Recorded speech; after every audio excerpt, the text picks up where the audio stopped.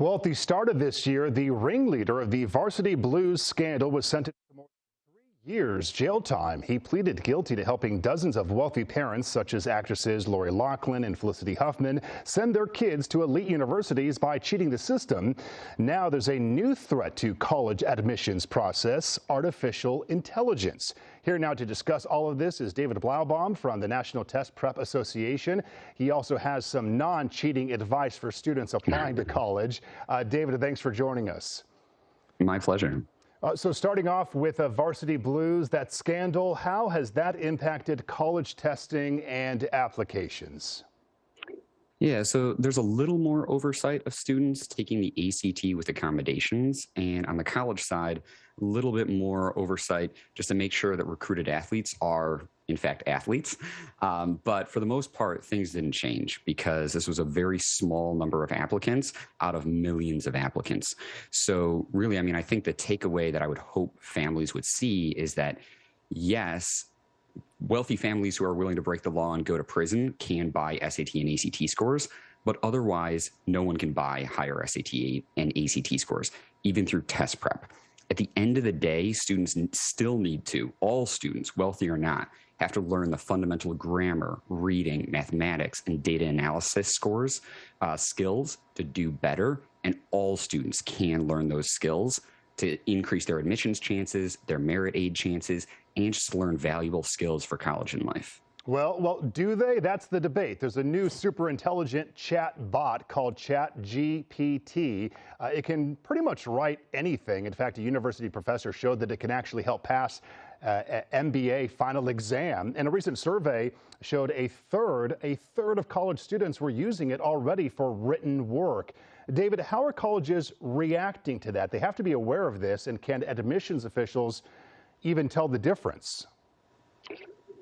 Great question. So as far as can they tell the difference, largely no. I'm not saying do this. I'm saying this is what students are doing, so I'm not encouraging it.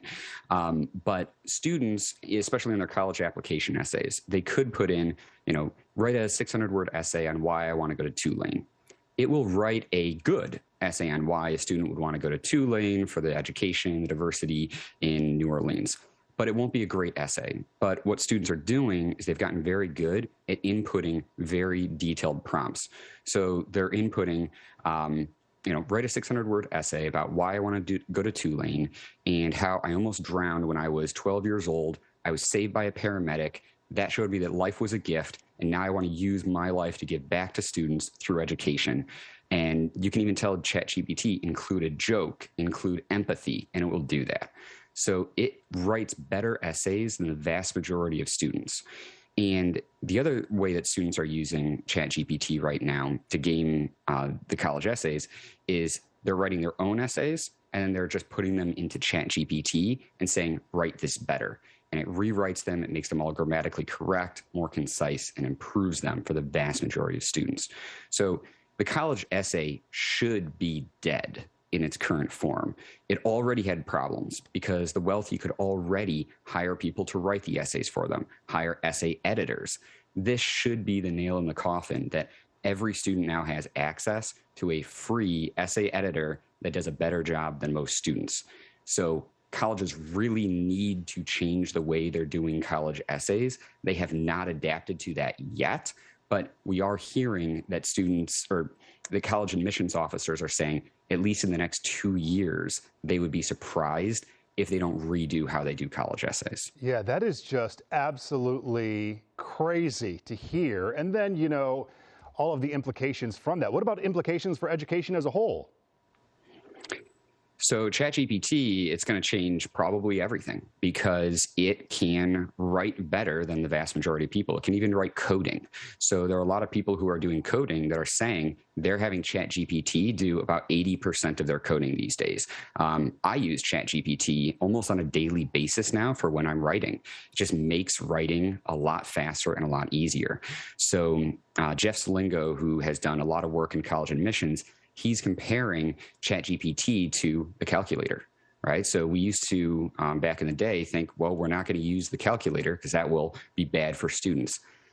this isn't going away, so we need to adapt to it. So it might be, more in-class essays, but at the end of the day, this is probably going to be something that we need to adapt to and learn how to use than just try and ignore, because it's not going away. Yeah, I mentioned earlier, the 30% of students apparently from this study saying that they've used it for homework and whatnot.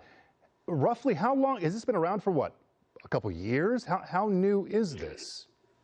Only about a month. Oh my And gosh. in 1 month, 75 million people have signed up for it, and they have done zero advertising whatsoever. Wow. And Microsoft just is doing another additional $1 billion investment or more into ChatGPT, because for instance, it's the greatest threat to Google, for instance, because it generates much better responses than Google does to most questions, and it's not even currently hooked up to the internet. Okay, so this So the makes sense why I potential for hadn't this really is even heard much about it. I mean, I heard about it, but not all these details that you're providing, which is, it's crazy.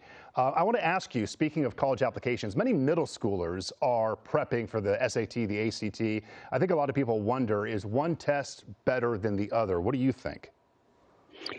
one test can be better than the other for a particular student. So the SAT in general is more tricky abstract, but they give you 30% more time per question. So for students who don't work as quickly. But for the ACT, it's much more straightforward, but they give you less time per question, so they rush you. So the best thing that students should do to figure out which test fits them best is take an official past exam of each. They have them online, then compare your scores, see which one fits you best, and then I would recommend preparing for that test. And there are tons of free options for students, inexpensive prep books, classes, private tutoring. So however students learn best, whether it's on their own, there's a million resources for this. Is there much of a difference between junior high and middle school when they start testing for this? So middle school, they might be taking like the ISEE or SSAT. Those are tests to get into private high schools. But for the undergraduate admissions, that's going to be the SAT and ACT. And students need to finish with those exams by the fall of their senior year to apply to colleges. Okay, so when take the test? Now or later in the year? Any advice? So the SAT and ACT have really changed their score use policies. So you can actually now take the test as many times as you'd like and only submit whatever scores you want to colleges. And the ACT actually allows you to delete ACT scores for free. So if you don't mind taking the test multiple times, you can just keep taking it until you score higher. And especially if you're doing prep and learning the math, learning the reading for these, just keep taking the real test, even just as practice, if you want. There's really no limit on that. And the vast majority of colleges, they only see and use your highest section scores from any test. So if you do really well in the English one day, for most schools, you've locked in that English score, and then you can just work on just getting the math score up, for instance. Very interesting. It's good insight and advice. David Blaubahn, thank you for the time this morning and chatting about this stuff. We appreciate it. Thanks so much.